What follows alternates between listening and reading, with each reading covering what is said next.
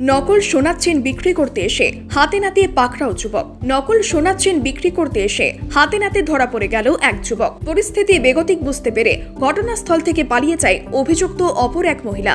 ঘটনাটি ঘটেছে বুধবার দুপুরে নবদ্বীপ পৌরসভা প্রতাপনগর বাজার এলাকায়। ধৃত যুবকের নাম আব্দুল আনসারি, বাড়ি পূর্ব বর্ধমান জেলার পূর্বস্থলী থানার সিংহাটি এলাকায়। অভিযোগ, ধৃত ওই যুবক কিছুদিন আগে প্রতাপনগর বাজার সংলগ্ন একটি সোনা রূপার দোকানে বাবা অসুস্থ বলে একটি সোনার চেন বিক্রয় করে।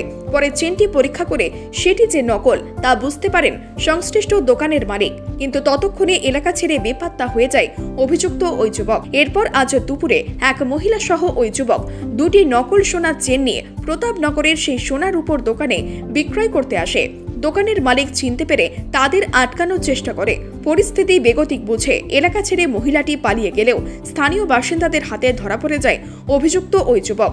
খবর পেয়ে ঘটনাস্থলে পৌঁছে একটি বাইক উদ্ধার করার পাশাপাশি ওই যুবককে আটক করে নিয়ে যায় নবদ্বীপ থানার পুলিশ।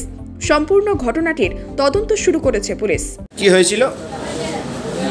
এর আগে কিছুদিন আগে একটা চেন আমার কাছে দিয়ে গেছিল যে বাবা হসপিটালে ভর্তি এই বলে, হ্যাঁ, যে চেনটা সোনার বলে ধরে এমনভাবে নিকেল করা থাকে। আমি প্রথমে বুঝতে পারিনি, পরে ওটা যখন পরীক্ষা করে দেখি না ওটা সোনা না, পুরো তামার উপরে নিকেল করা। টাকা আমি চোট খেয়েছিলাম, ওদের খুঁজে পাইনি।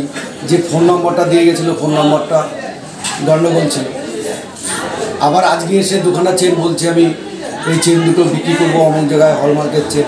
এবার ধরে ওকে যেই বলেছি দ্বারা আমি এই চেনটা এসে করবো, তখন ওরা ঝেড়ে দৌড় মেরেছে। তখন রাস্তায় পাবলিক সব তাড়া করেছে, ধরে তারপরে আমি থানায় ফোন করে চেনটা ডুপ্লিকেট চেন আর কি, চেন সমেত পুলিশের হাতে তুলে দেওয়া। এদের বাড়ি কোথায়?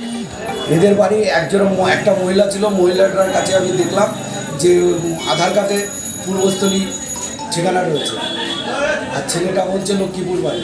এর আগে যে এসেছিল তাদের সমুদ্রগড় বাড়ি ছিল। কখন হয়েছিল ঘটনাটা? এই তো আনুমানিক ওই 12:30। এর আগেও এসেছিল? হ্যাঁ, এর আগেও একবার এসেছিল। আপনার নাম? আমার নাম রঞ্জিত। নদিয়া থেকে সুরজিৎ দাসের রিপোর্ট, NBTV।